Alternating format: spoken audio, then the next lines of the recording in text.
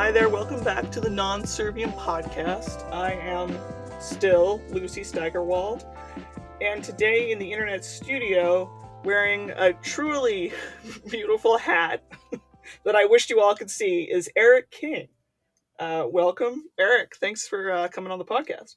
Hello, glad to be here. Thanks for having me. Well, now I feel like you need to describe the hat. It says "fuck cops."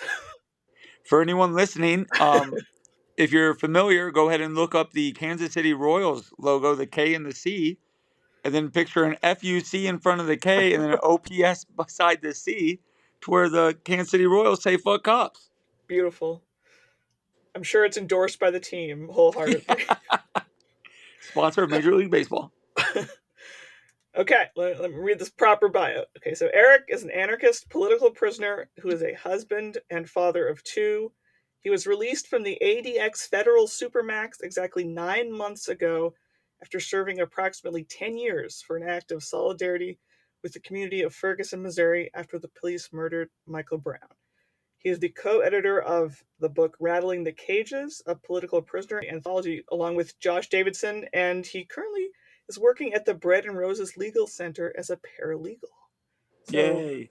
there's a lot of intriguing stuff in there. And my only task this evening is to not make our editors edit like a 5 million year podcast. But can you start talking about yourself a little bit and your political journey? Like, what do you call yourself now? And was there any kind of journey to get there? Yeah. So, I started calling myself anarchist when I was about 15. I did a study abroad thing in France and Spain where you had to study for a couple months in each country. And I had already grown up in an outrageously impoverished background, like in very, very poor areas, watching people struggle and deal with the police and deal with the banks. And I went over to Europe and just saw that it's a global struggle. Like, it's not just in Kansas City that people are having their stuff thrown out by banks. Like, that's everywhere. But what I saw there was that there was movements to back it up, movements to try to help people. And so that encouraged me to read more, learn more. Um, and so my anarchism, it took different I don't want to say directions, but like it's had different iterations. Mm-hmm. So for a small time, it was like the anarcho-communist, like the working type, the collective type. Mm-hmm. And then I got real mad um, when the police kept killing young black men. So it went a more insurrectionist tone, like Mm-hmm. the Alfredo Bonanno type of like what violence can we do to the state to express our rage. Um, and that lasted even after I got locked up. I still stood by that Mm-hmm. until about 6 years ago. And around that time is when like the bad repression in prison started happening, and I started needing to rely so much on others for everything to survive Mm-hmm. because I had everything taken away. And that's when my anarchism started like developing more into like a kindness to where I no longer wanted to destroy things. I wanted to build up things. And I wanted to ensure that I never made someone feel beneath me and guarantee that no one ever felt above me. So it was this mixture of kindness and like equity and equality with like how I exist, if that makes sense. It does. And I feel like that journey, like, there's some obvious differences there, but it sounds kind of like a core same Oh, cool. anarchism. Can you tell me a little bit about your paralegal job and about Bread and Roses? Yeah, hell yeah. I'm happy you asked that. Bread and Roses Legal Center, it's out here in Denver, Colorado, is fucking sick. So when I was at ADX, they were a part of my legal team. Mm-hmm. My lawyer at the time who would help me win at trial, Sandra Freeman, they contacted Bread and Roses and asked if they would help in my civil case or just like to help.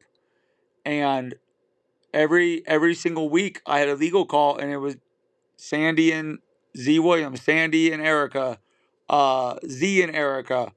There was always like people, they were always there for me in some capacity. Um, and Bread and Roses it's a nonprofit civil rights law firm.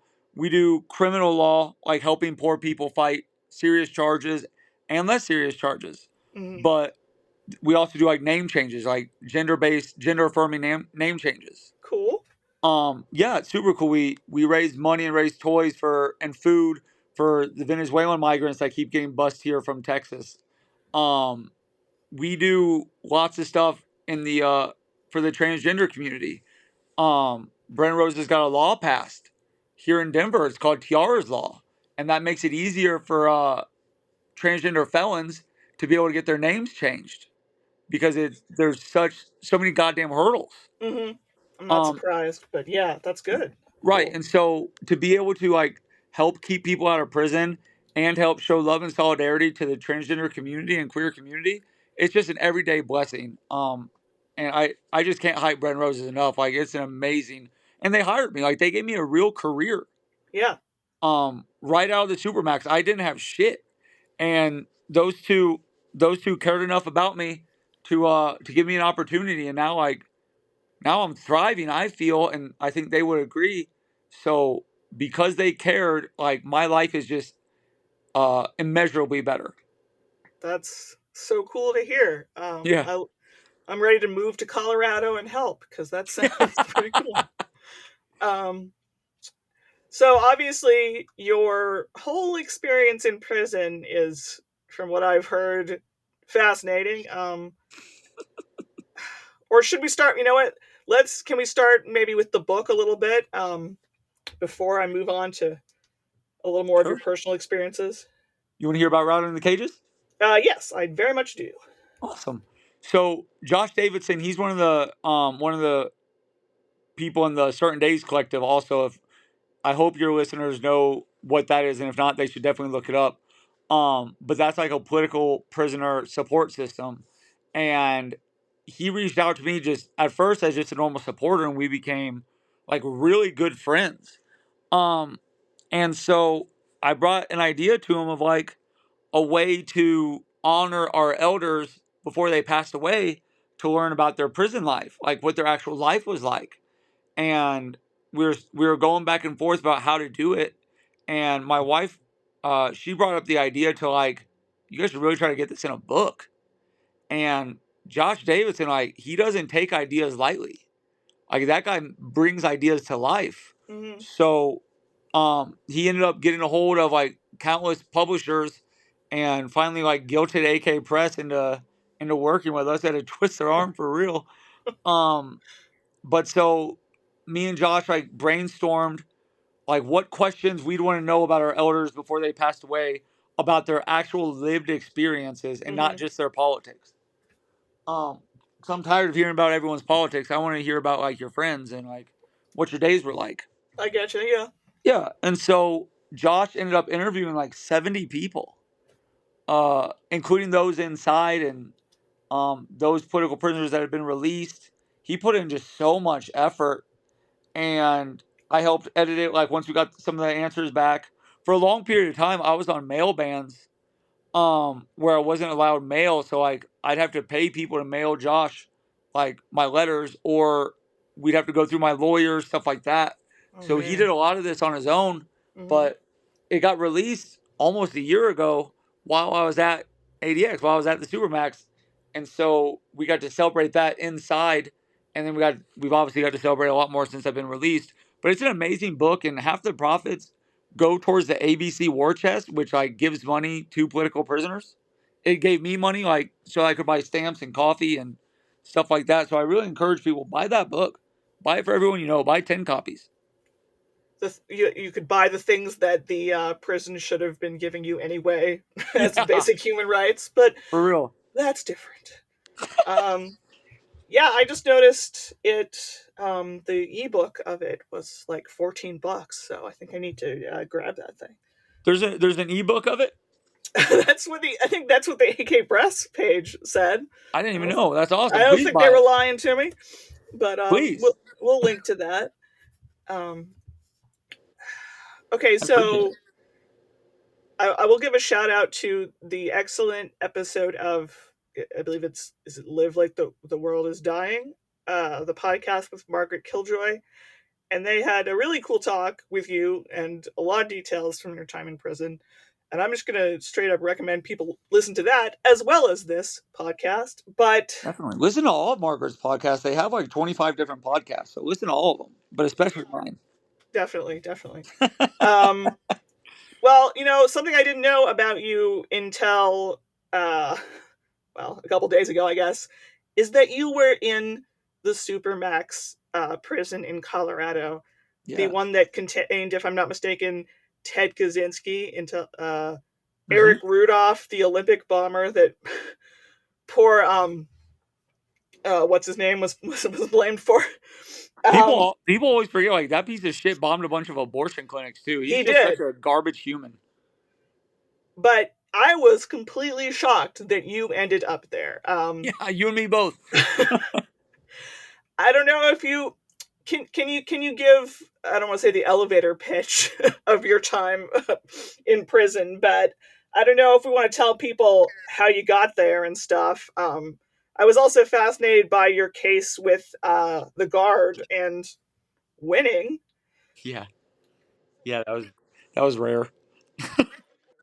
And just so you know, like we can talk about any prison shit. Like I'm an open book with that. So if you want to know about the assault on staff charges, that was a lieutenant of openly fascist bully lieutenant had got upset with things I was doing and saying because I showed just so much solidarity and support with queer prisoners. Like I would not let them be alone.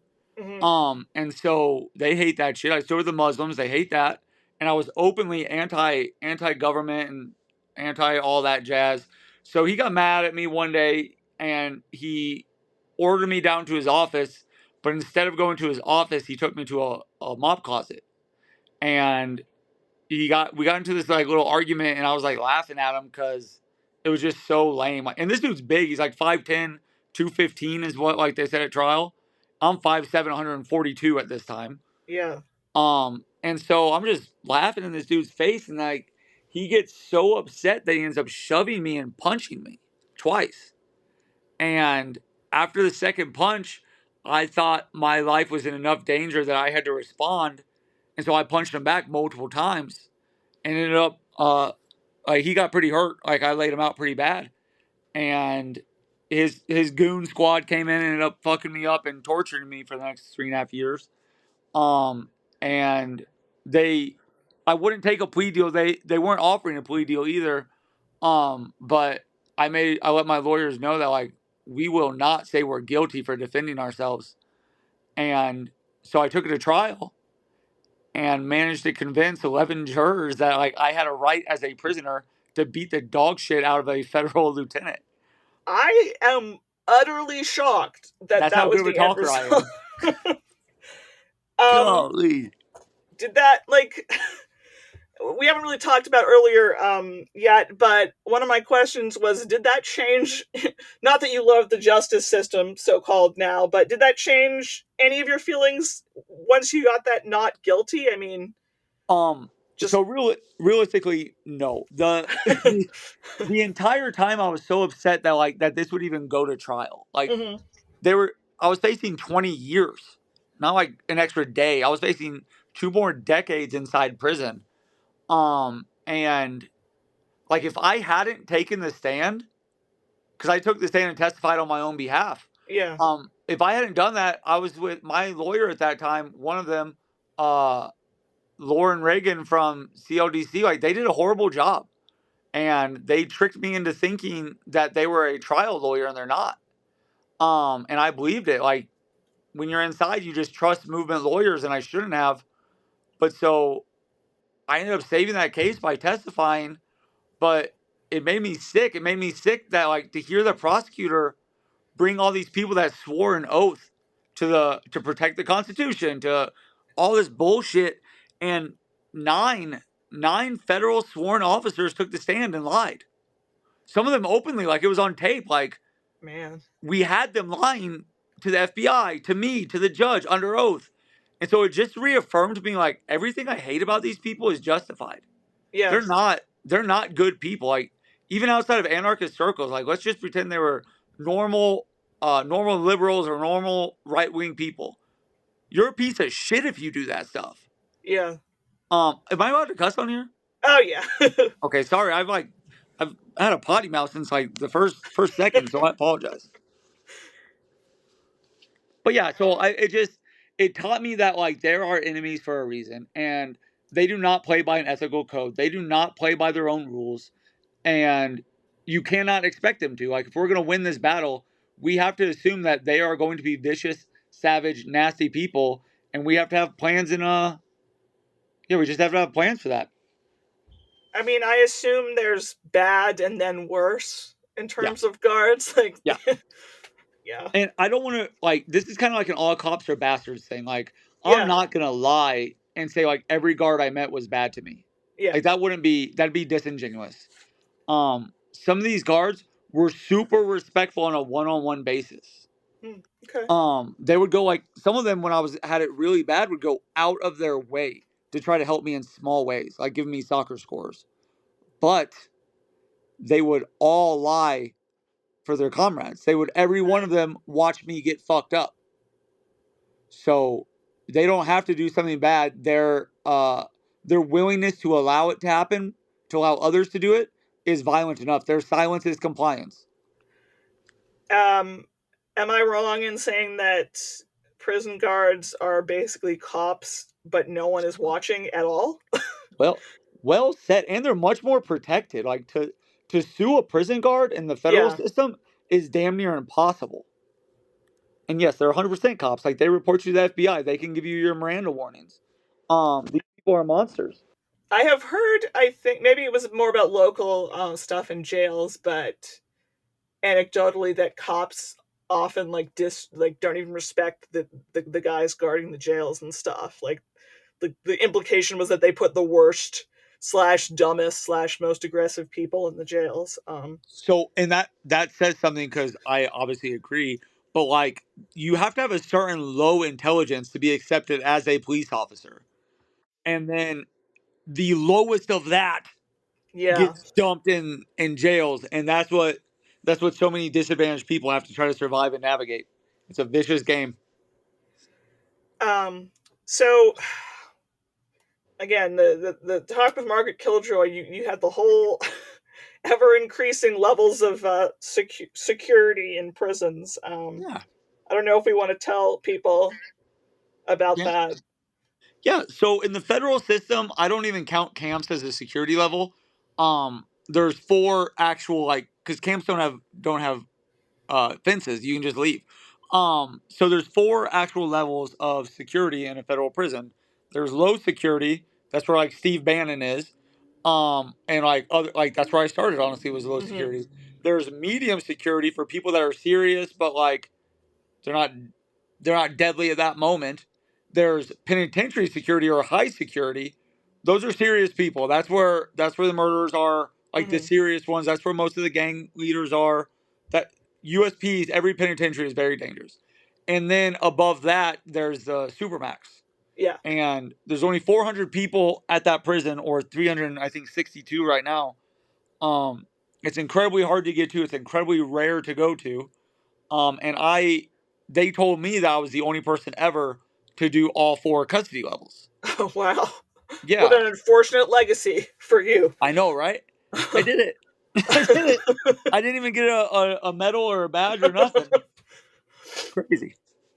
So, um, but yeah, it's really I it's I don't want to say it's a blessing, but as a part of my abolitionist work, it's really valuable to me that when people talk about their experiences, no matter what custody level or level of repression, like I can relate and like see what they're going through and try to be of help to them because I've seen it all. I've been through it.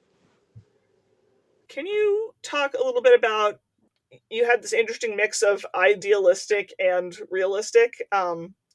I mean, coming from somebody who like what I watched Orange is the New Black and I've seen prison movies, like that's all I got. Yeah. Um, Do you want and me to talk about yeah, just it? like needing to fight but like refusing to like be pushed into like joining the white nationalists and stuff. Like how did you talk about how did you kind of fight with like not just giving in to sort of the easiest worst options in there? That was very easy for me not to join those options as I have Antifa tattooed on my face. So So you weren't welcome, is what you're saying? yes, Yeah. I was not an invited guest at the higher custody levels. But people, like, one thing that happens when you're an idealist, like when you're like, I consider myself a revolutionary. I consider myself a like of that crop. And something that happens is you get into prison and you see all the micro and macro injustices happening, Mhm. and you want to solve all of them. You want to be a superhero. And this is something Casey Goonan's going through right now as well, my dear friend. Um, you want to fix everything. And in doing that, you create a target on yourself with both staff, administration, and other prisoners. Sure. You want to you want to help these people go on hunger strikes. You want to fight the guards. You want to fix the food. You want to make mail faster. And you end up just making yourself a target. And so, like, my first 10 months I was held at the CCA, Core Correctionals of America, in Leavenworth pretrial, federal pretrial. 9 of my first 10 months, I was in the shoe for Yeah. literally fighting staff. Because I thought it was like my revolutionary duty that if they stepped out of line, like I had to be the one to put them back in line. And what ends up happening is you get brutalized and tortured, and nothing changes. Yeah. Um, because we cannot change prison. You have to either tear it down or accept it. Like, you're not going to change prison. You can make it slightly better, I guess, if you want to take the liberal view, which I don't mind. Like, I Yeah. think we should make it better while it still exists. But I fucked up in thinking that, like, I could be the one, and that was naive. Like, that was childish of me. Uh, and then as the higher custody levels go, you get around more serious people, and you start realizing that, like, you have to adapt to their world Mhm. to survive. Like, I'm not going to be able to push my leftist revolutionary line on these people that have been in prison for 20 and 30 years and follow this system. That's not how it works. Like, you can get killed. Sure. Um, and so you find ways to maintain your ethics, and this is something I push a lot on people, like to just remind them to maintain your ethics while staying alive. Makes Because sense. Yeah. yeah, if you, let's say, like, you refuse to eat in the white section, you're white, and you eat in the black section, and a white guy stabs you and kills you. No one's gonna, like, you don't get a badge for that. You don't get a plaque put up for you, and you didn't change prison. Yeah. You're just dead now. Um, and the goal of prison is to make it out alive. Like, that's the only way you win, is making it out alive. And so doing the things that are unnecessary, like all the little poking fights, that will get you hurt, and that's stuff that, like, you cannot fall into that trap. So you eat with the white people, you live with the white people, you work out with the white people, you share food with the white people, but you don't have to join in on their bullshit. You don't have to be best friends with them. You don't have to laugh at their racist jokes. You don't have to read their books. Yeah. You can find ways to show racial solidarity that won't get you killed. In the law library, for example, like, that's a way I was able to show racial solidarity. Or at the Scrabble table, just being able to have, like, small conversations that people could not hear, but that way other folks would know that, like, I'm not what they are. Yeah. And if you need an ally, like, I'm here. And for the most part, I was able to do that very well once I learned that I needed to do that. Like, once I learned that I need to, like, basically covertly exist while still being myself.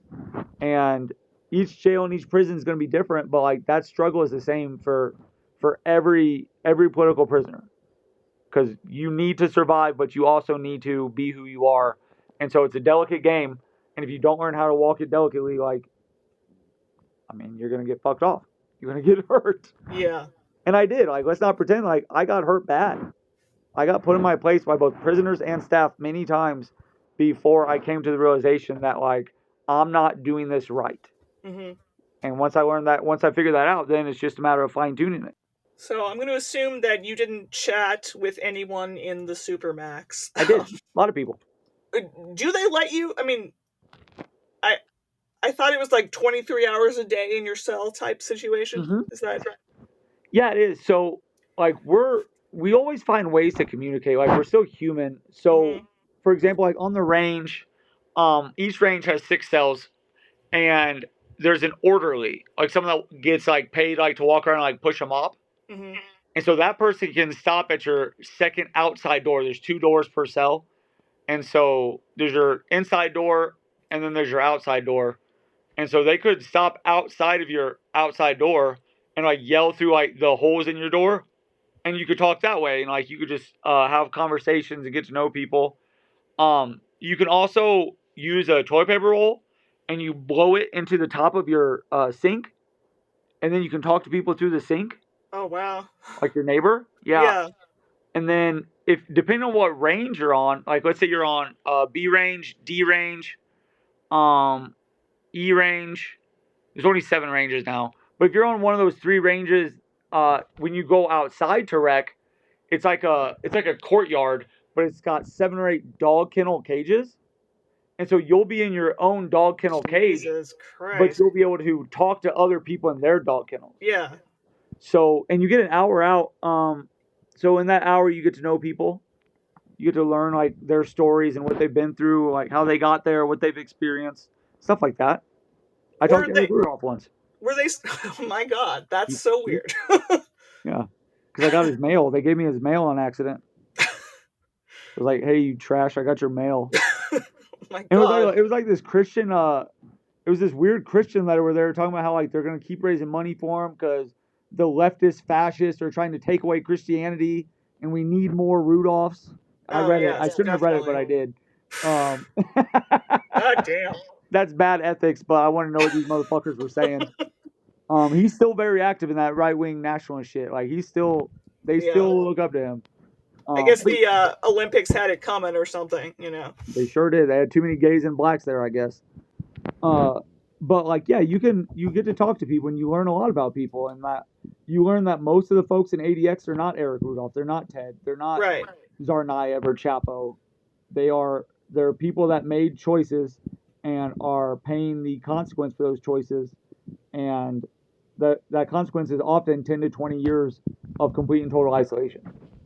Which is really unconscionable, even for Eric Rudolph, I would say. Yeah, no, I don't want him to. I don't want anyone going through that. Like Yeah. that shit makes me sick. Like when I think about it, if I how do I put this? Like I did a talk in Sacramento the other day, and I talked about how we cannot, as anarchists or abolitionists, like condone anyone being in prison. Hmm. Because if we make an exception for Zarnaev or Eric Rudolph or the Oklahoma bombers, whoever, if Yeah. we make an exception for them, we're making room for us. Like we're making an exception for state-sanctioned violence, and we are now cops.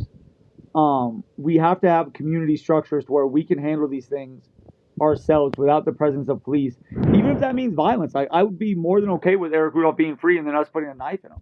Yeah. Like I would support that and I would be a part of that committee. But I want it to be the people that were victimized by him, not the Right. federal government on our behalf. Yeah, the fundamental implication that like the government was the one wronged by a crime, you know. Yeah, well It's a said. very That's really bizarre well setup. said. Yeah, one of the best people I met inside. Can I share this story with you? Yeah. Was Richard Reed, the shoe bomber. Oh my God, that's so weird. Yeah, he goes by Raheem now, or I guess he always has. And the media disrespected him by intentionally calling him Richard. Oh, And that's so not necessary. yeah, so I got to learn. He's from England, and so I got to learn all about like his different fights he's been a part of. And he was in prison when he was younger, Yeah. and as a poor like person of color in the UK, like he experienced a lot of like imperialist bullshit. Sure. And when you talk to him now, like dude's hilarious and he's super nice. And he changed like every one of our lives. Anytime we have to fly, we have to take off our shoes now. It's true. Does Yeah, he knows. He thinks he it's knows funny. that's his legacy? My God. I'd forgotten all about him, but of course, you never And forget the airport. the sad thing is, like, people do forget about him, and they forget that he's also a human. Yeah. And so he did 7 years in the SAMS restrictions on the SAMS unit, where he literally wasn't allowed to write or talk to a single person. Yeah, you can't do that. I mean, Right. And That's so he just got off of Sam's last year. But like Sam's are special administrative measures, and they're put on by the whatever William Barr was. I forget. I'm having a brain fart about the title in government, but the head prosecutor in the United States puts SAMs on you, and if right. they do that, Oh, the only place you can be held is at ADX until it expires. wow. Yeah, Ramzi Youssef, the guy who did the first World Trade Center bombing in '93, he's still there on SAMs. He's been on SAMs for like 20 years. Wow. Yeah, yeah. Were people surprised, like, to know what you were there for? I mean, were they expecting a little more of a violent, murderous backstory for you? So one of the things that ADX does is they collect leaders. Mm, They collect like that way they can when they talk to Congress and like ask for more money, they can say we got the leader of the Mexican mafia, the leader of the Aryan warriors, the leader of rabble of every gang and group. We got the mm-hmm. head jihadis, we got the head white supremacists, we got the head Mexicans, so forth. And so they labeled me the head of the head of quote unquote Antifa. Oh, it's you. We've been looking for you, the I head of know. Antifa. I swear to God, these idiots would ask me like how much money George Soros was sending me and stuff like that. Oh God, They of course really they believe would. that. That's But so that's what they would tell other prisoners too, like, oh, we got Antifa here. We mm-hmm. got the head of Antifa. And so when people would talk to me, they'd be like, what? Why are you here? I tell them like, well, I was an activist and my friends protested for me once. Like that's it. Yeah, Uh, and no, people were very confused. You're not supposed to be able to go to that prison if like you're short timing also. And I only had 2 years left on my sentence, so like I had to do the last like almost 2 years under Supermax. that's Um, so weird. so like that was confusing for people too, because most people there like you're gonna be there for 3 to 5 years at least. Yeah, And they just dumped me in there for the last two. So no, people were confused. I did not fit the normal I don't even know how to say it. I did not fit in with their same actions. do you? So you do believe that you were sent there as punishment after the not guilty Yeah, verdict for? yeah. I I spoke like when lieutenants and captains know you're going to ADX, Mm-hmm. like they whether they mean to or not, start like honoring you, start treating you better. Um, Wow. yeah, and I don't know why it's weird. I every on my way to ADX, I had to stop at 3 different prisons, like or jails on the transport road, and they always treat you with so much respect as soon as they know where you're going. The staff does. Yeah. And so the like I had my hearing, and they told me that the reason I was going there was because I was the head of Antifa, that I had ordered all these political actions to happen, like just bullshit, Yeah. and that I had multiple staff assaults. So when I talked to the different lieutenants and staff, they would tell me like the bureau got humiliated by you. Yeah. Like the protest that folks did for me, the noise demo, like Unicorn Riot live streamed it. Oh, cool. So Yeah. the bureau was watching themselves online get humiliated in live time, Wow. and they don't forget anything. They never forget. So they're very clear to me, like you got us this time, you're never getting us again. Man. And so that's the price you pay. If I would have got found guilty, I would have did the next 20 years there, Yeah. guaranteed. This is a total aside, but when did you get that Antifa tattoo? I've had it for like 10 years. It's an old. It's an old. I got it in prison though. Oh, you did? That Okay. one of the. Yeah, I got it my first week at the medium. At Florence Medium, I got because I started at the low and I got in trouble with staff, and so they sent me up to the medium. And my first week there were so many gang members, like white Yeah. gang members, and they were like trying to talk to me. I go, "Hey, brother, what's up, brother?" I was like, you guys got the wrong idea about me, and so I'm gonna make it crystal clear that I'm not your friend, I'm not your ally, I'm not your brother. Don't come to me with that homophobia shit. Don't come to me with the racist shit. I'll walk the line, but this is what I'm about. And so I got it on my face, um, my second week in the medium, as soon as I got out of the shoe, and it started causing problems from day one. Okay, Do not recommend. So walking the line, like what you said before, sitting with the white people and sort of, I mean, it makes sense from, You don't do not the, anything that could cause, that could make white people look bad. So like, you don't do any like race traitor shit. That's what they call it. And yeah, you don't do anything that will start a riot. yeah, So, as long as you're not doing those things, and you like when we almost had a riot with the Serenos, so all the Mexicans went out there for them, and then all the white people have to show up. I can't say like, actually, I'm anti-racist, so I won't yeah, participate. You have to show up. yeah, And if you don't, you won't make it back to your like real. I'm not being sarcastic. If there's some yeah, shit like that going on and you don't go, as soon as the people get back to your unit, you're gonna get life flighted out. They're gonna knife you. And I knew that, and I got a wife and kids, so like, yeah. I'm gonna show up, and then I'm gonna read my Kropotkin or whatever, or Emma Goldman as soon as I get back to the cell. What did the Aryan whatever's did they ever talk about your tattoo? Like, did you ever sort of, or like, was it ever spoken about sort of directly, or was there just you're white, I'm white crap? No, there was lots of because there was lots of conversations where I had to talk to people and prove to them that I wasn't a race traitor, Mm-hmm. even though I am. But I had What to does that convince even mean them to them if you've, you know? that you would put blacks, Mexicans, or natives above white people in prison. Yeah, So if they thought that like you would have a black person's back over a white person, they would yeah, kill you. If they thought you would live with a black person instead of living with a white person, they'd fuck you up. Um, so you just have to show them that like I don't have to agree with you politically to still exist in the same world as you. right. And a lot of times that was like I had to show them with my fist. Yeah, I talked to Margaret about this, but like there's a very serious thing where if you stand on your beliefs, you're allowed to have them. And what that means is if they see that you're not just some all talk weirdo, yeah, then like they can tolerate a lot of weird shit, like weird in prison. Um, but if you're just some like soft pacifist saying like I'm an anarchist and I love all races equally, and then they come up and say like, all right, let's go, you're gonna have to stand on that, and you don't, then now you're considered a coward by all races, okay, and they're gonna get you off that yard. Like they're gonna get you removed because they don't want any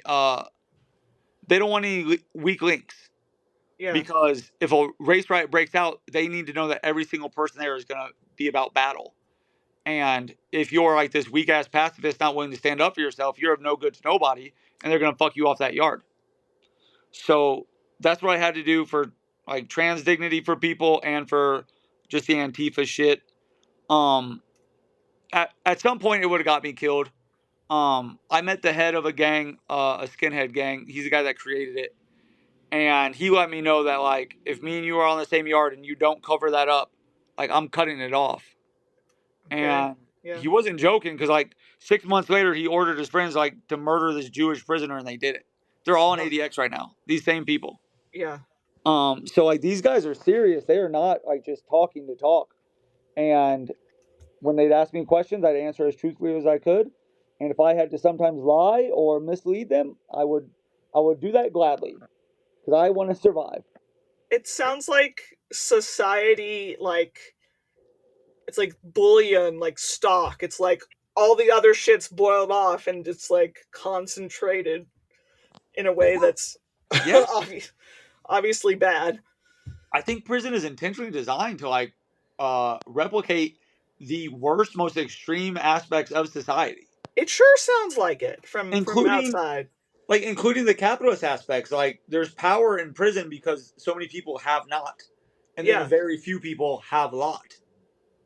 If that was taken away, then these motherfuckers with a lot of money wouldn't have power anymore, and that could change the entire dynamics of prison. But they create a culture of have nothings to where now you're always in debt, you're always trying to find something, you're Yeah. always hungry, and that creates a very dangerous boiling pot society, just like it does in inner cities and poor communities in America. Now, you would think that having, making a group of people like that on edge would be bad for the people who are supposed to control them, but You obviously, you would think that, wouldn't you? This is one of the shell shock. By the way, that picture I keep showing you, that's my wedding day. That's me and my wife at my wedding in jail. Wow. Oh, you got. Oh man. Wow. Yeah. Um. So one of the things that happens, and this is the thing that like shocked me most when I got to prison. It really broke my heart. Is that people? How do I word this? There's not a revolutionary spirit in prison. Yeah. There is not. People want to find their niche and become powerful in any structure it seems that they're placed in. So instead of focusing on the people that are locking the cages, they're focusing on the guy in the cage next to them. Right. Right. Right. And I was able to help break that for a handful of people, but for the most part, like you cannot convince someone that they are the enemy because this person might have 30 years inside prison and they want to have it as comfortable as possible. They want their status, they want their comfort, they want their drugs, their food, their visits, and they are not willing to concede that they are being controlled. Instead, they want to control others. They will get that fix somewhere, and Mm-hmm. they will pretend as if someone doesn't lock them in bed at night and tell them when to eat food. It's weird and sad. In terms of letting the gangs, the racially divided gangs flourish, is that indifference from the authorities, or is that if we tried to break this up, we'd get a riot or something? Do you think? So I think people that haven't been in prison like see gangs maybe a little differently than like what they actually are. Mm-hmm. Gangs are power structures like created to keep people safe and make money. Okay. And they recruit very selectively. They recruit people that share the same ideology and show a skill for either making money or causing violence. Mm-hmm. What then happens is what people expect, which is gangs try to exert that power on other people. The prison system empowers that in every way possible. They allow drugs in, they allow communications between prisons to happen, they allow hits to happen. They instigate hits. Like there's been many times where SIS would make someone a rat. SIS is like the FBI within federal prison. Okay. So they would convince this person that they were going to tell their group that they were a rat, even though they weren't, if they didn't snitch. So that person Oh. then snitches out of fear. And then as soon as they stop giving information, SIS tells the gang they're a snitch and they get killed, or Uh, stabbed or beat up. So they need gangs as a control mechanism yeah. because they are enforcers. Like Yeah. gangs stop race riots from happening as much as they start them from happening or start them up. Gangs enforce strict codes on people. Like if you're too dirty, if you're too lazy, Mm-hmm. if you're rude to staff, because they want the drugs to come in. They want to keep making their money, and if you make shit difficult for them, the guards will let the gang leaders know that like, hey, this dude is gonna get the entire unit shook down because he disrespected me, and those people will fuck you up for the guard Mm-hmm. because they don't want their cells shooken down. Yeah. And so it's I feel like it's a almost like a militia inside. Like the Yeah. government uses like militias to like empower white people, um, to like try to control other white people's politics. Yeah. It's the same in prison, but it's to control your every single behavior. Yeah. I guess that makes sense. It's stupid. Like it's stupid as shit. I'm Yeah. talking about it matter of factly because it exists matter of factly, but like I And don't that was your approve of it. I don't. life. Yeah, I don't like it. Yeah. Um, but I also understand that you're not going to defeat prison gangs because none of us are built that way violently. Like I Sure. do not have it in me to walk up and stab someone in the neck unprovoked. I Yeah. can't do it. They can, Yeah. and they will. So you be delicate. You you act delicately. You alluded to the changing face of your anarchism, but looking at the long view, how do you think you changed in prison? Like, what did it do to you as a person? So that's a really deep question, like existential question. Do I even exist?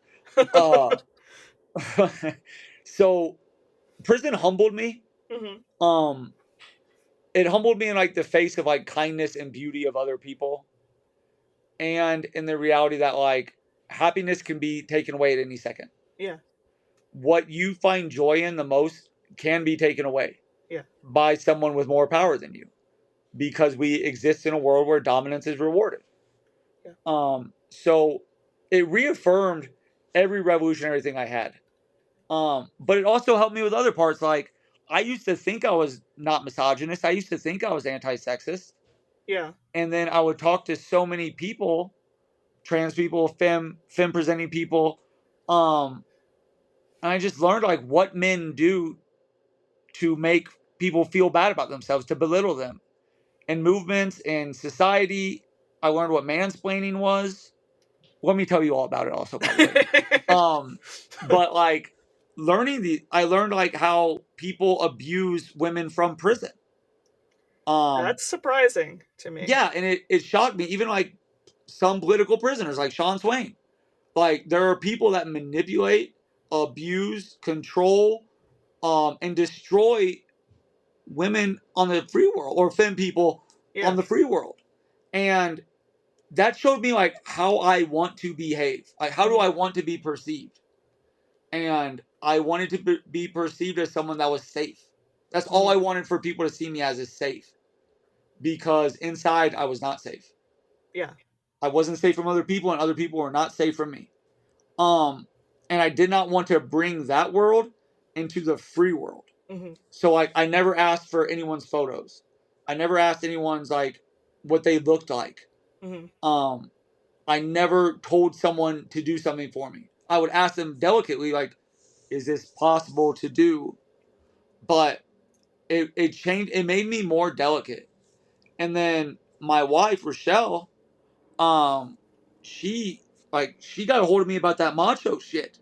Uh-huh. About like, if you want to connect with people on a real level, if you want people to see the real you and like the real impact of prison, you've got to stop with this like, we got to tear everything down, we got to kill all these cops, we got to burn prisons, because no one's Yeah. trying to hear that shit. That's not real. Yeah.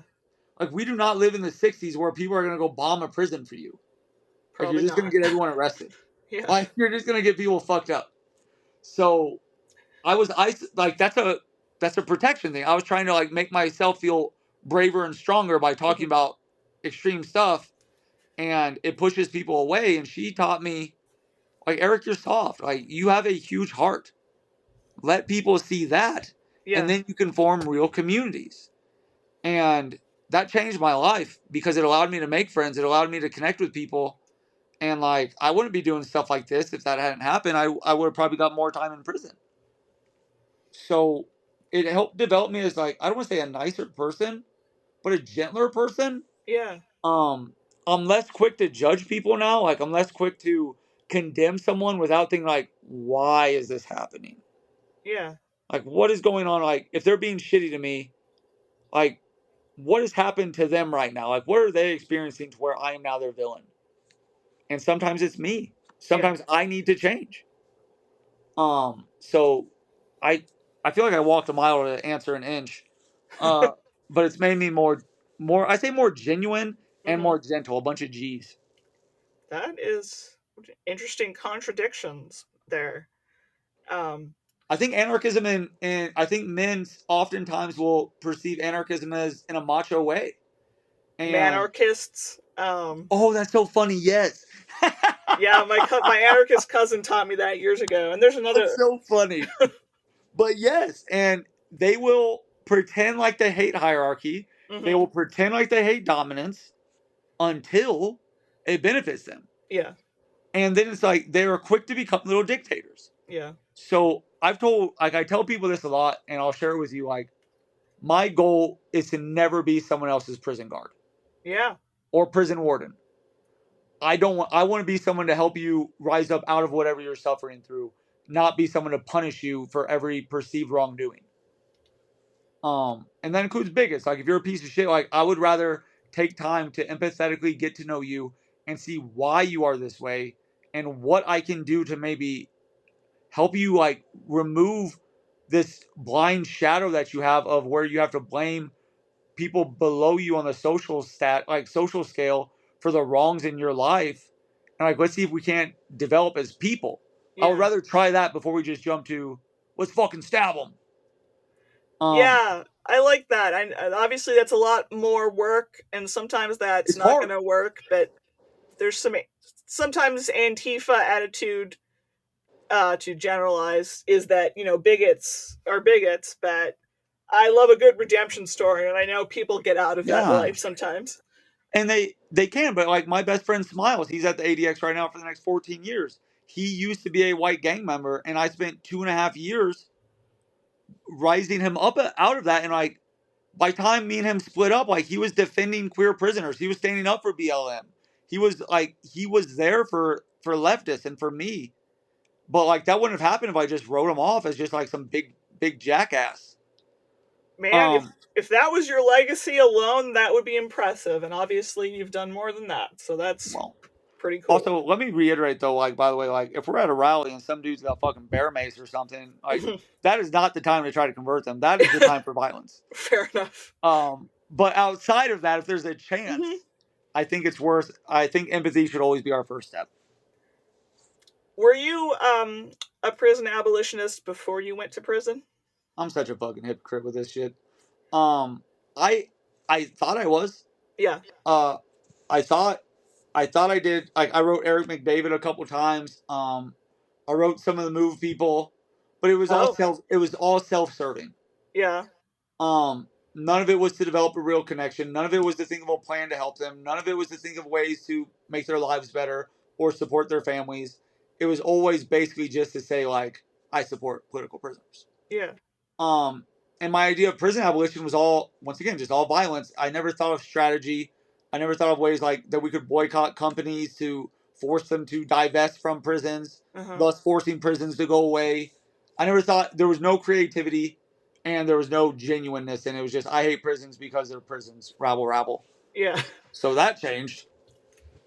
Did you have any moments of doubt, I guess, or anything when you met, the kind of bad people? Like, I mean, Eric Rudolph being sort of the obvious So example. Did you ever like wonder yeah, about your own beliefs? that's a really good question. And so like I met people that were like violent sex offenders, Mm-hmm. people that like brutally raped children. Yeah. I don't believe in like kiddie porn. It's kiddie like it's rape. Yeah. Um, and so I met those people, and I had to think to myself like, where do I stand? Like, Yeah. what do you really believe about this? And like, it didn't stay like my views bounced back and forth. Like this isn't like a linear thing, like a Mm-hmm. straight line. There were times where I thought like we need to get everyone out so that we can help each other grow as a community and figure out why this is happening and help victims heal. And then there's other times I thought like, what would I do? Like I cannot fathom this person being on the streets. Mm-hmm. Like how can society exist with someone like this within it? They have to be removed. Mm-hmm. And it's still like I still don't think we could get rid of prisons today because capitalism still exists.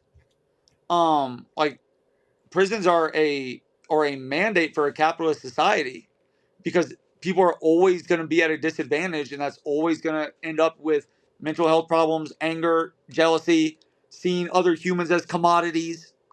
Um, so like I think I picture this world to where we can get rid of capitalism, and then we can like raise a generation on like not viewing humans for what they can do for you, not viewing them for what you can take from them. Yeah. And like that would create a whole different generation of people.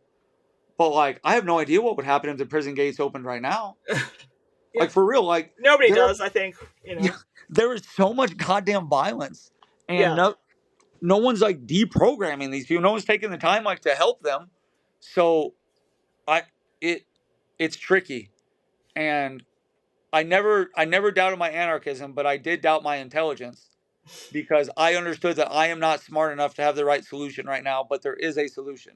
The Yeah. solution is not, it's never allowing the state to crush entire communities. That is not the solution. Yeah. But I'm not smart enough to think of a better one yet. Someone is, though. Um. It, That's part of the humility I was talking about where I said prison humbled me. yeah.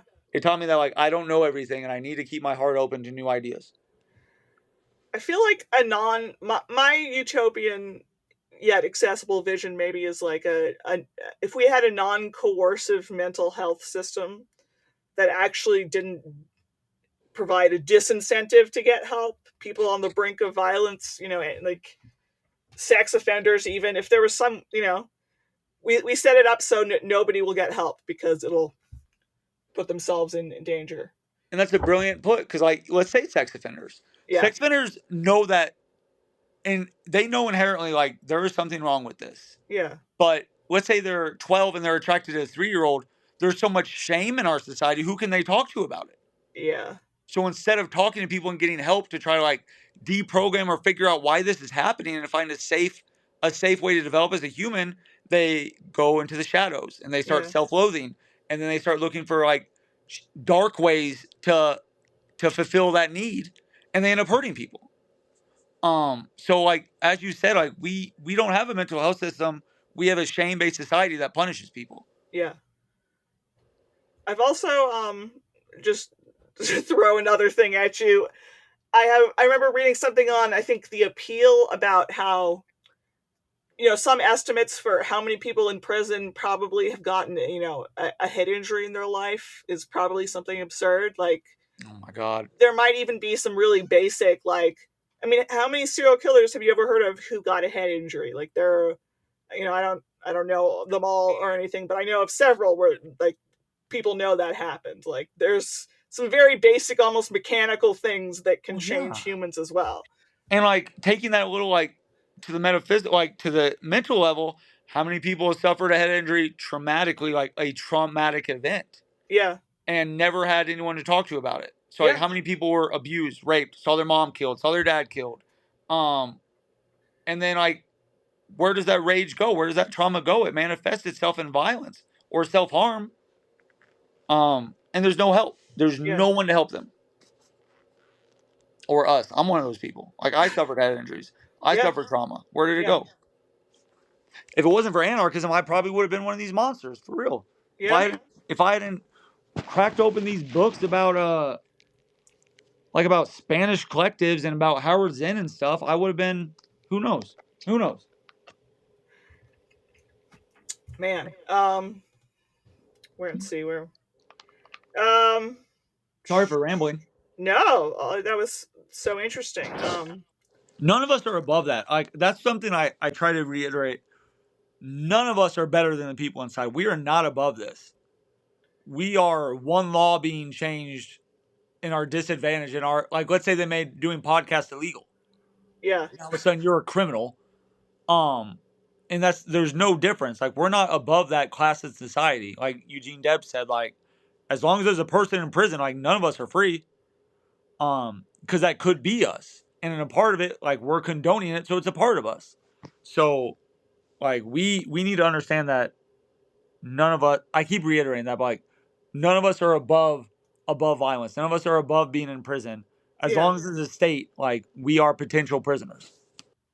yeah. Um, I'm really enjoying this interview. You're letting me ramble.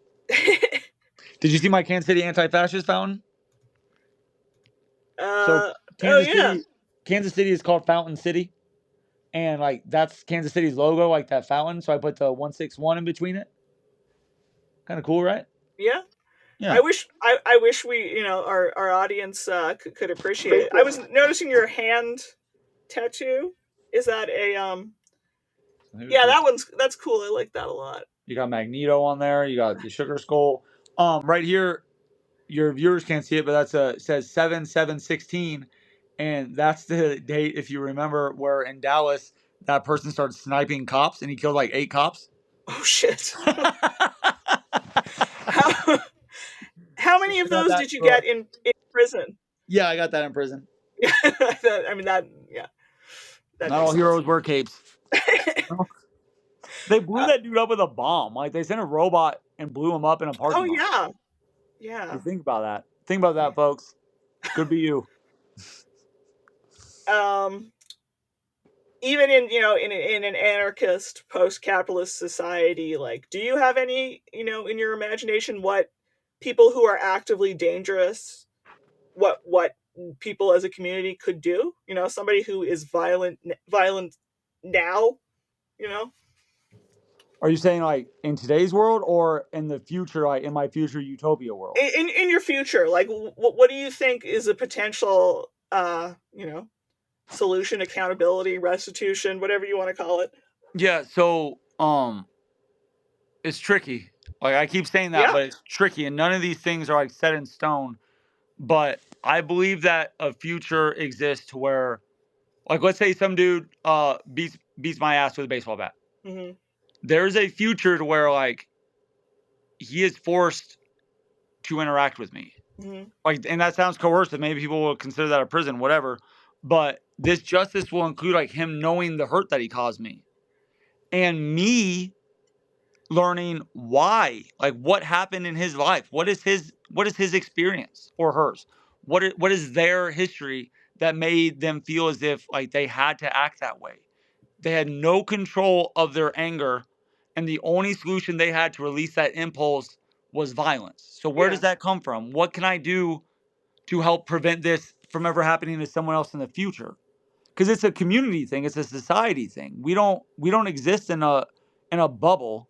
We exist as a whole. And what did my community do? How did we fail this person to where they never learned the skills to handle anger or jealousy or whatever?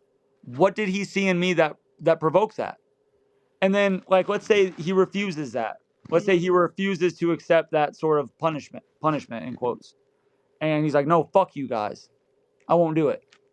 Well, that's when we got to start thinking broadly about if someone is continuing to want to harm people in our community and they will not seek accountability, they will not seek help, what are our options? Like you can exile that person, I guess, and dump them on another society.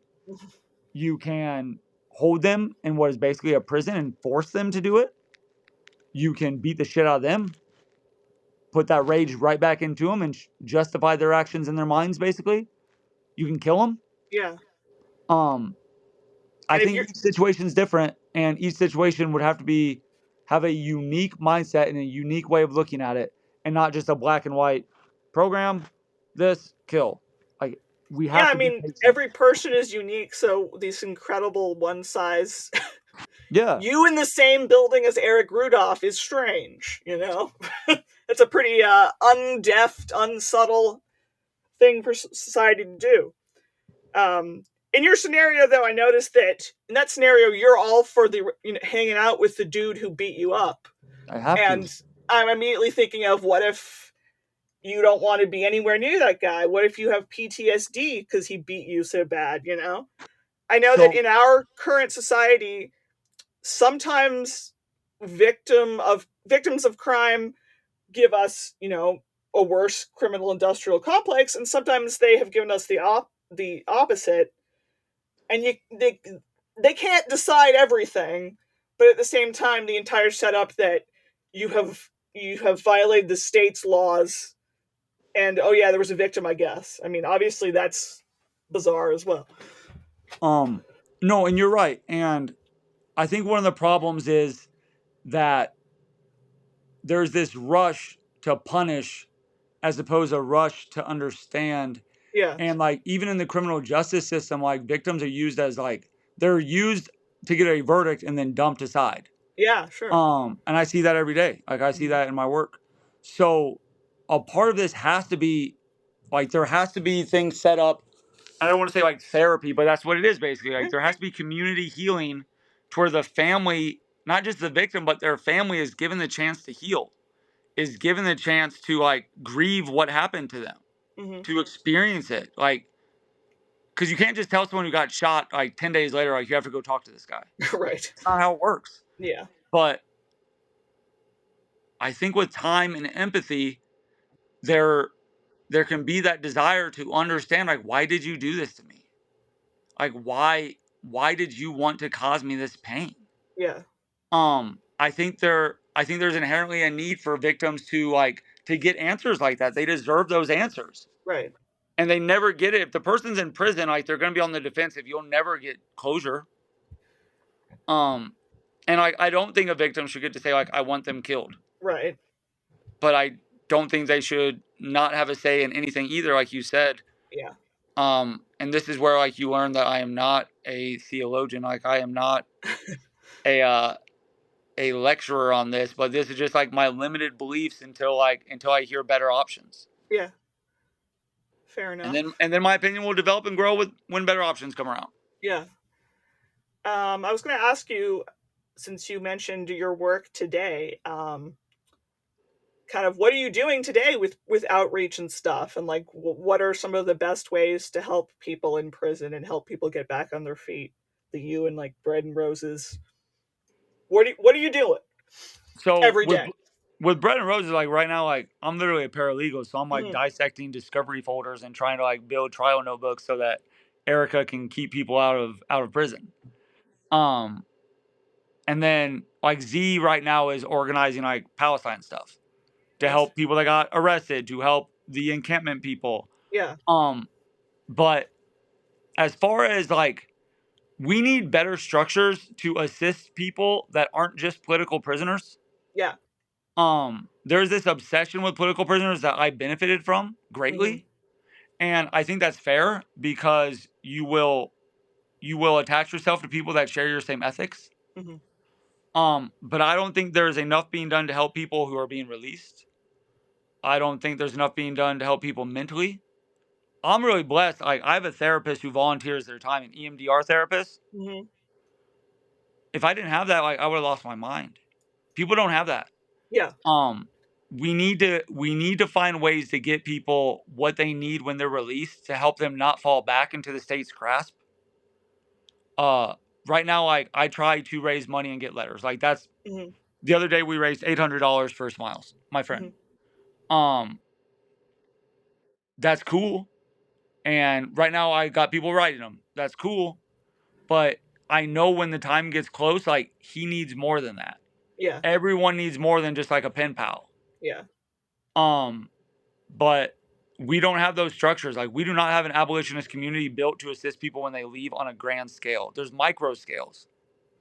So I would encourage everyone in every single city, no matter where you're at, big or small, to try to develop an affinity group to assist people who are getting out of jail or out of prison.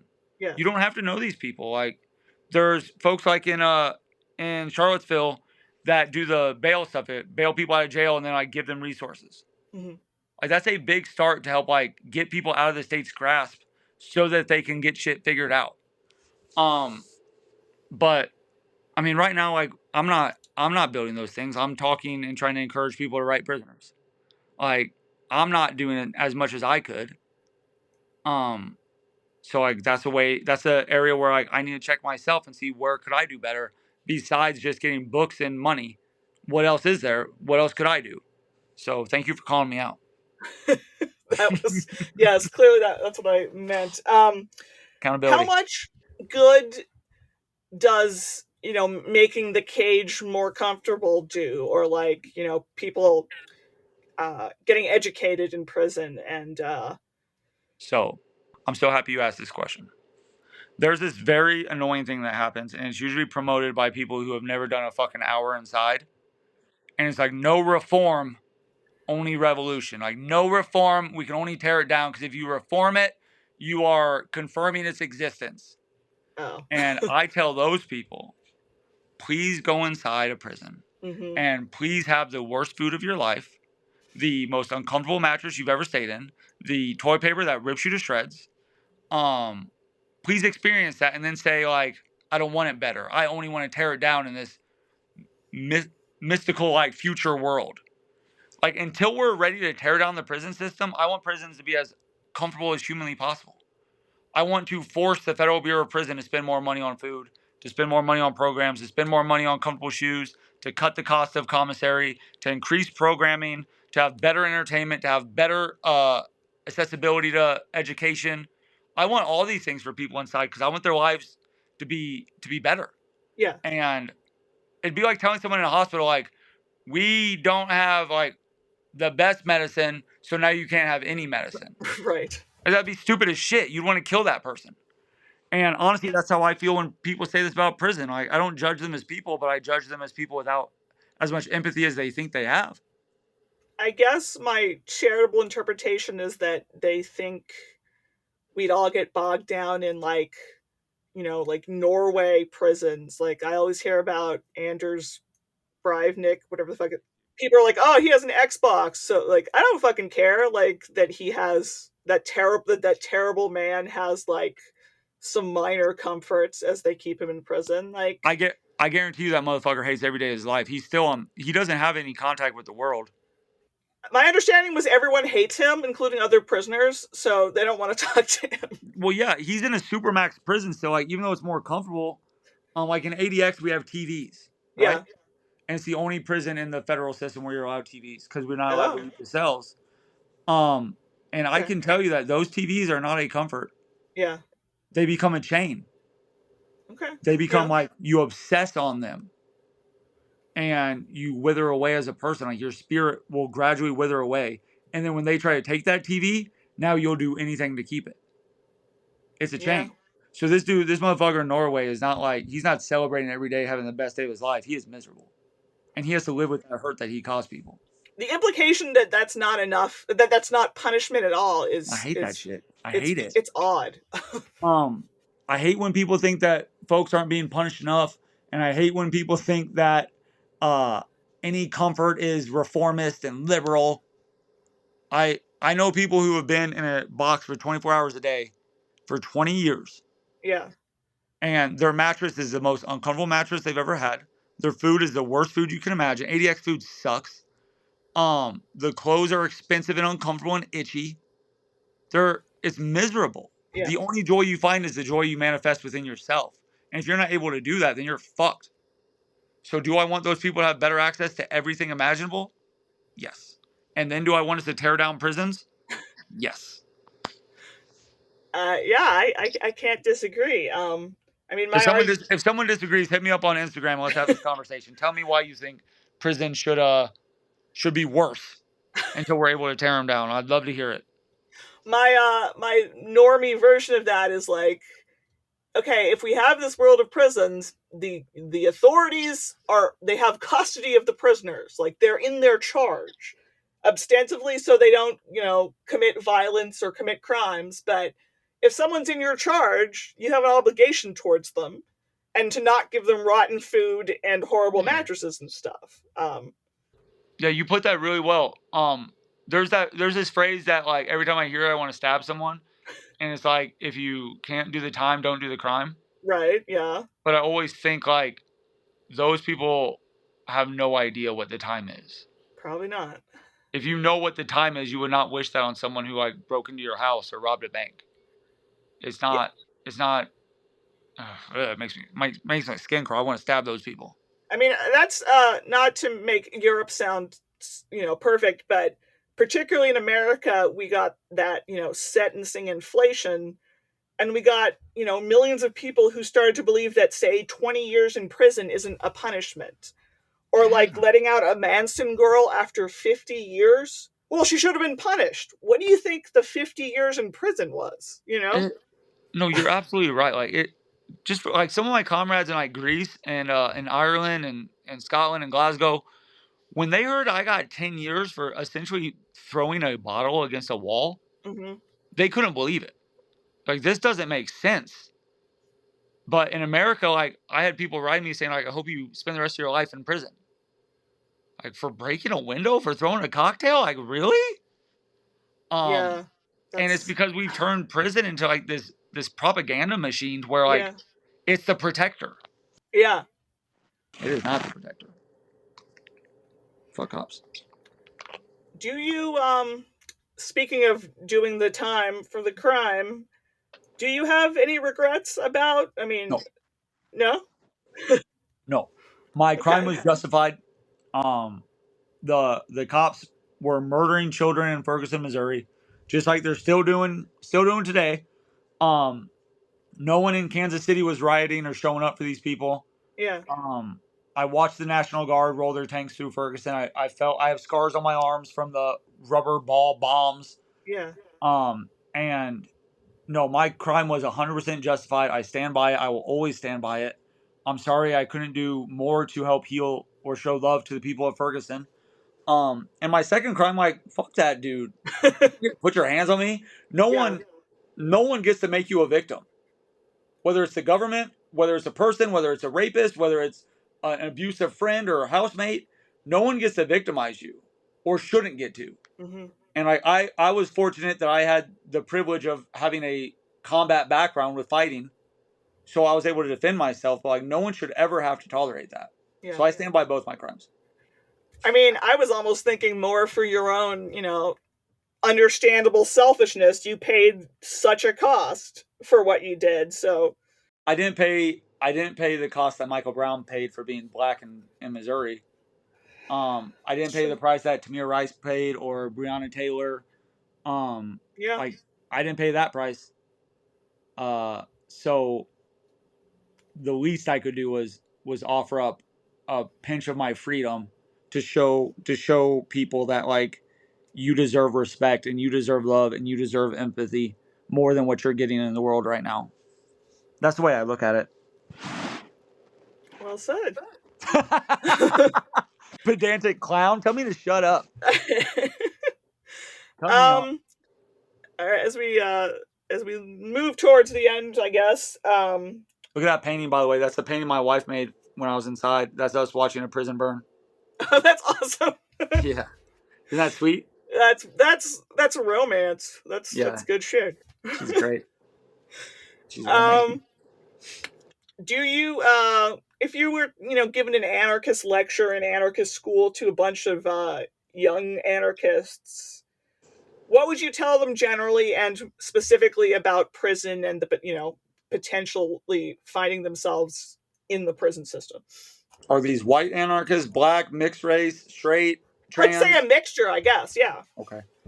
I would tell people always make sure that your actions come from a place of either righteous love or righteous rage. Okay. Don't get yourself in prison over something you are not 100% passionate about. Because there have been leftists that become fascists very quickly when they're in prison because their ethics cannot hold them up. Yeah. Because they didn't really care. So I would encourage people, you better have the biggest amount of love in your heart or the biggest amount of rage, because if you do that time, that's going to be what sustains you. And it did for me. And I would tell them consequence awareness. Mm-hmm. Understand that if you're doing something that could lead you to prison, understand like what sentence you would actually be looking at. Like take the time to figure out like what the laws are, what the punishments are. And then if you're going to end up in prison, take the time to prepare yourself. And I would prepare myself by, I would tell them, prepare yourself by have money. You must have like money for stamps and coffee. Like have a fundraiser ready for yourself. And shittily as this is, or as shitty as it is, you better know how to fight. Take the mixed martial arts classes. Go take a UFC or an MMA class. Take boxing classes. You must know how to fight. Or how to make a weapon. And I would also recommend learning how to make a weapon. Learn how to take a deodorant bar and to knock the deodorant out, to melt it down, roll it, melt it, roll it, sharpen it on concrete, and make a knife out of a stick of deodorant. Like, that shit I had to learn the hard way. And understand how bored and brutal this is going to be. You are not going to have fun. This is not going to be some revolutionary school where you're always like lifted up and celebrated. 99% of your day is going to be boring as shit or scary as shit. And it's on you to find a purpose. It's on you to find meaning within that day. And if you don't, then you're letting the prison system define what your purpose is and define what your meaning is. They have that power now. So self-awareness, consequence awareness, and you get, okay, I just have to say this too. Don't go into prison as a pacifist. Yeah. Don't pull some weird Dan Baker stupid ass shit where you're like, I won't fight. I won't do it. And make yourself a victim. The whole goal is to get out. Yeah. And if you have to get out by sucking up to Nazis or sucking up to black gangs or Mexican gangs, do it. If you have to survive by stabbing someone, do it. Do not let yourself be a victim to this system. That's the goal. You did say you didn't have it in you to shank somebody, no matter if the Aryan nations. That's not what I said. I said I didn't have it in me to stab a random person unprovoked in the neck. Okay, you're right. Right. I absolutely have it within me to where if someone means me harm, to put working on them, without a doubt. Don't test me.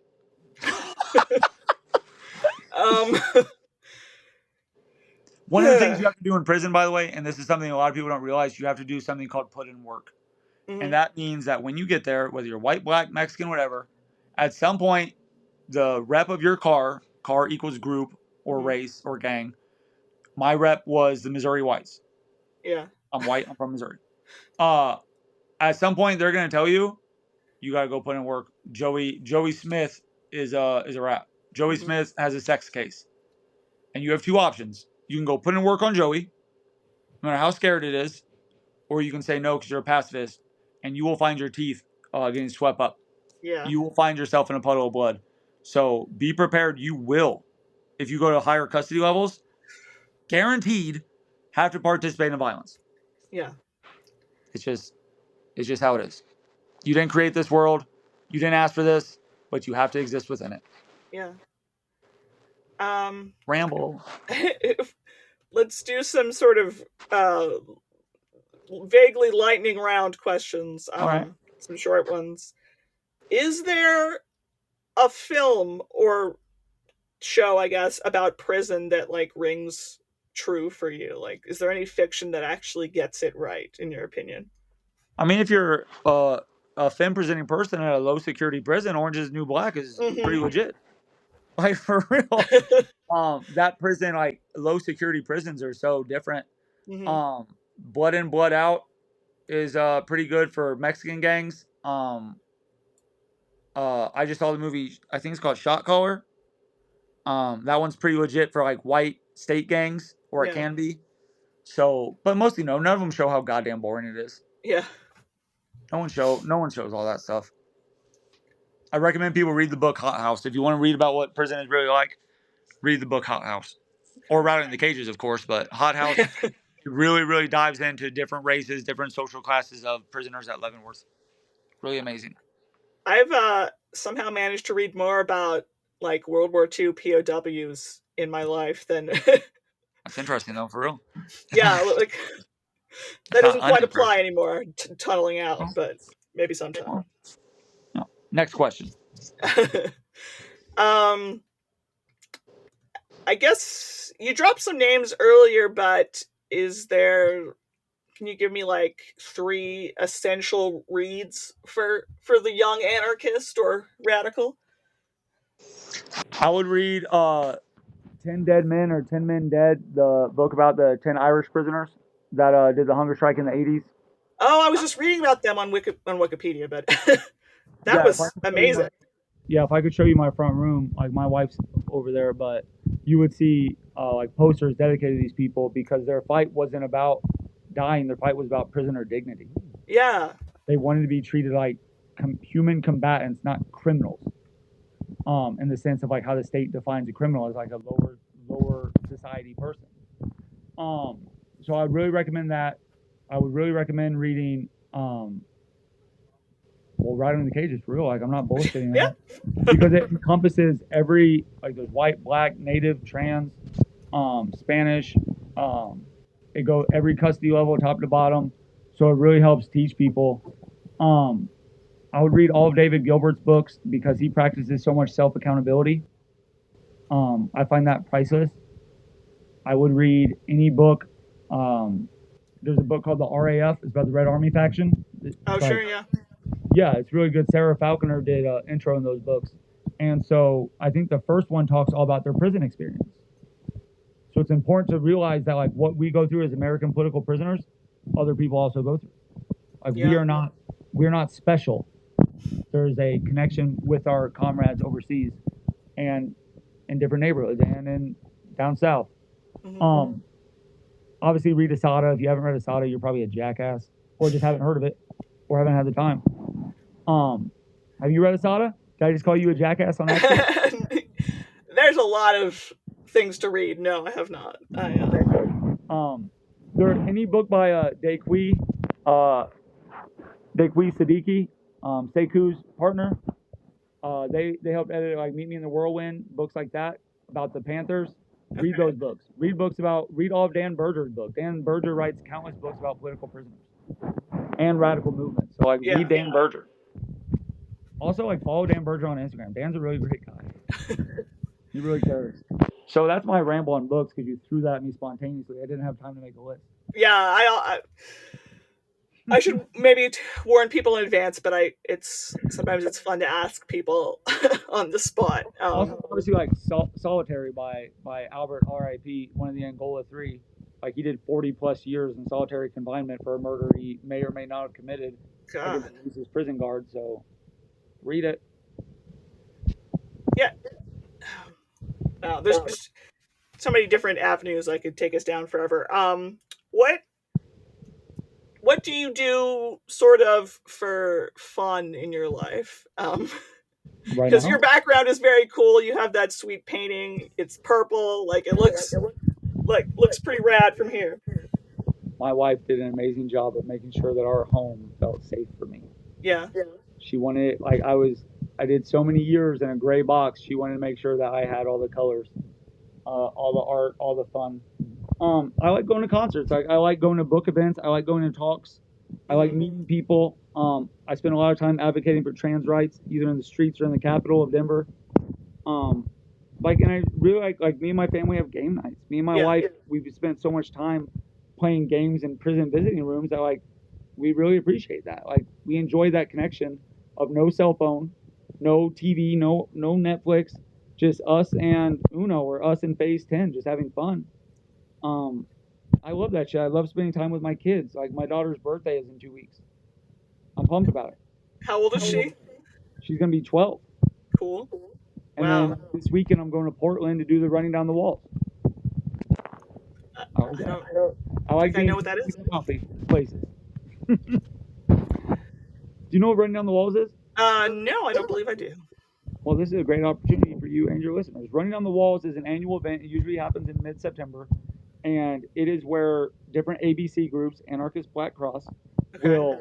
will do a 5K run and a barbecue. And if you can't run, then you can walk or do sit-ups or yoga. Every group has different stuff.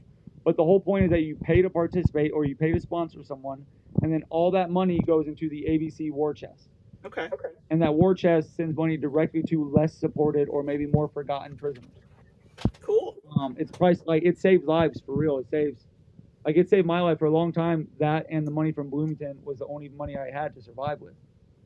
So running down the walls is a priceless thing. If you ever run down the walls in your area, go.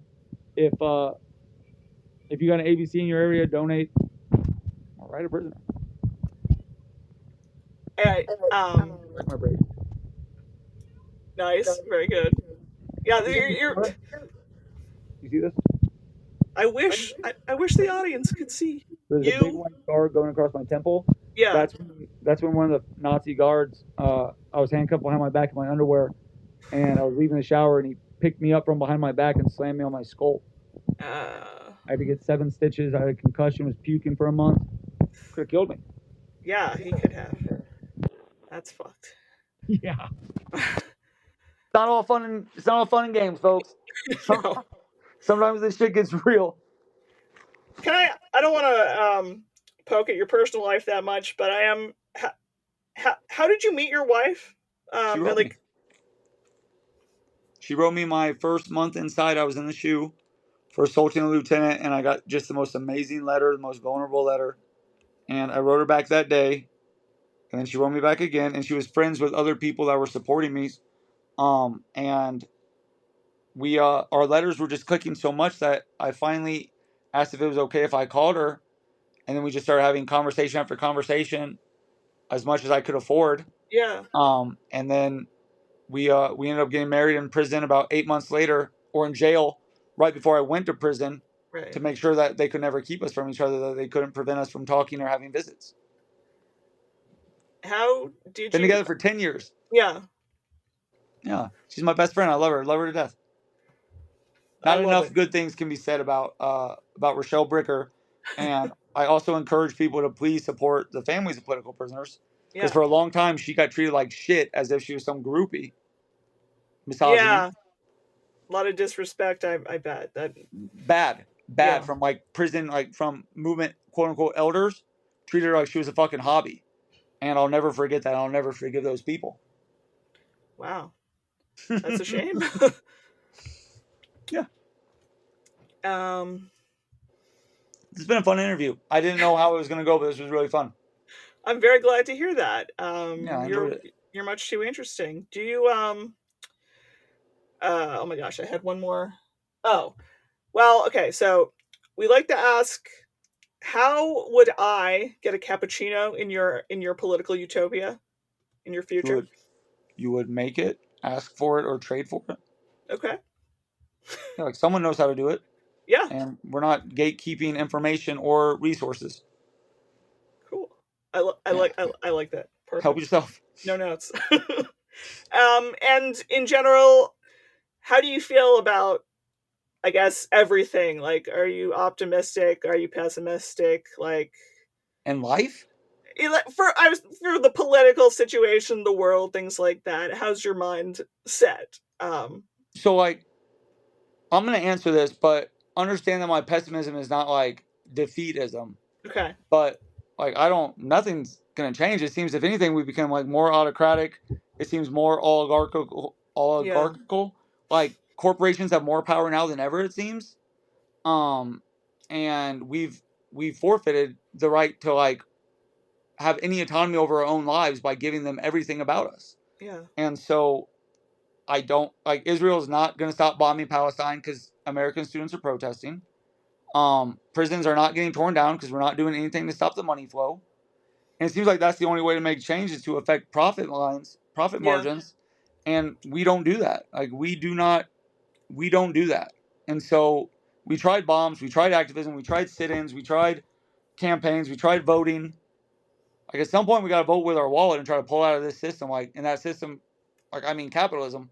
Hmm. Um, but at the same time, people got to eat. Yeah. Like we don't have the structures in place. So, am I optimistic about the future for the movements? No. Am I Okay. optimistic for the future of poor people and houseless people? As I live in Denver and I see 45 houseless people on my way to work every day? Yeah. No, not Okay. at all. But am I optimistic for the relationships we can build with each other and the bonds we can create and maybe the small changes that we can develop? Yeah, absolutely. Fair enough. All right. That's Is that uh okay? yeah, that's great. I guess I don't know if I was going to ask you about your poetry and stuff, but I didn't really no? I've never read poetry out loud in my life, um, Okay. and I don't want to. Fair enough. I would if you like forced my hand because like it turns out you've been really great and like really supportive and cool. So I would, but I don't want to. That's totally fine. I was just curious. We were just my the other non-Serbian people, we were talking about it and it came up, but that's totally fine. That's like that poetry was a way to heal. Yeah. It wasn't. It was for that moment at that time with that like that healing and purpose in mind. So like I don't want to read it right now. I don't want to experience it, um, because it doesn't belong right now. Yeah, that makes sense. I hope it does. It does. I promise it does. Okay. My windows. Where can That's very cool. Yeah. What's I bet going your on? whole house is very cool. No, it's fucking sweet. And It's sweet I for real. sometimes I tell my husband that we should move to Colorado because, well, it's easier to get to than Montana, but it also has mountains and shit. Can I tell you a sad story Yes. real quick? Hmm. Uh, so when I was in prison, my brother was killed in a house fire. Oh He my god, lived I'm in a sorry. slum in Kansas City, and the landlord refused to have smoke detectors, fire alarms, fire extinguishers, or a way out of the apartment that was safe, like a fire Oh my escape. god. And my brother had beef with someone, and they lit his apartment on fire, and he died. And my mom asked the landlord just to help cover the funeral, like, please, just help Yeah. us. And they refused. They mocked her. And so my mom sued their ass and won. Well, that's good So at the least. legacy of my brother's passing away is that when I got out of prison, we were able to buy a home. Wow. So like I own this home. Well, I'm Um, sorry that that's why. That's really but fucked like up, though. we make it beautiful, like in his honor, that like you were taken because of the class war, and so we're gonna raise up out of that. Yeah. It Yeah. does look beautiful. Audience, I Oh, promise it looks very cool from here. rest in peace, Mike. R.I.P. Mike. Indeed. Well, now it's a horrible segue to say where can people find you and or your projects on the internet? So I'm all over social media right now. Like I was just in Sacramento at the Anarchist Book Fair. I was in Oakland doing readings. I'll be in Kansas City in October back home. Mm-hmm. But find me on social media. Like if you're interested in prison support, if you're interested in abolition work at all, I talk to people. Like Mm-hmm. I'm not gatekeeping anything. I'm not better than anyone. I'm not important, but I do have experience. So if you want to talk about it, my Instagram is support Eric King. Mm-hmm. And I do talks. Like next weekend, I'm doing a talk with James Kilgore. It's on Firestorm's website. Okay. It's free, and I just interview people with great experience in history about the prison system. And James Kilgore is a National Book Award winning author who just put out a graphic novel about mass incarceration. Wow. And he's also an ex-political prisoner. He's locked up in the 70s. He kidnapped Patty Hearst. He was part of the Boy, FLA. your circle of friends is very intense. My goodness. Yeah, so please support Firestorm and go to my Instagram and holler at me if you got any questions. Yeah. And we can put those links in the show notes and stuff. Please. Okay, I don't know, as usual, follow Non-Serviam on a bunch of shit. I myself am getting farther and farther away from Twitter because what the fuck. Follow me, follow Non-Serviam on Blue Sky. They're on Instagram. You know, we're you can find us and follow us, and you should. You're all pretty cool for real. We're very happy to hear you say that. This was a lot of fun. Yeah, a and lot for real. So fascinating. And if you want to have me back in a couple of months to expand on shit, like I'd be happy to join you. And if not, then it was a real blessing for real. I would love that. And also, you talking to you makes me want to actually put some more money where my mouth is and stuff. You know, I gotta get gotta get into my community and stuff. Yes. All right, I'm gonna go. All right, I'm gonna let you go. But thanks again. Thank you so much for everything. I'll talk to you soon. Send me the link also. Email me the link whenever this is up. Absolutely. All right, bye, friend. Bye. You're listening to the Non-Serviam podcast. If you enjoyed this episode, why not subscribe over on our YouTube channel or on your favorite podcast platform. You can also follow us across social media on Twitter, Facebook, Instagram, and Mastodon. If you're extra interested in seeing this project continue, consider becoming a patron over at patreon.com. But if you can't contribute financially, we still like you a whole lot. And you can help us out just by liking and sharing this episode or any other one that catches your fancy. As always, shout out to our existing patrons. Your support helps us reach a larger audience and helps keep this project alive. Thanks so much.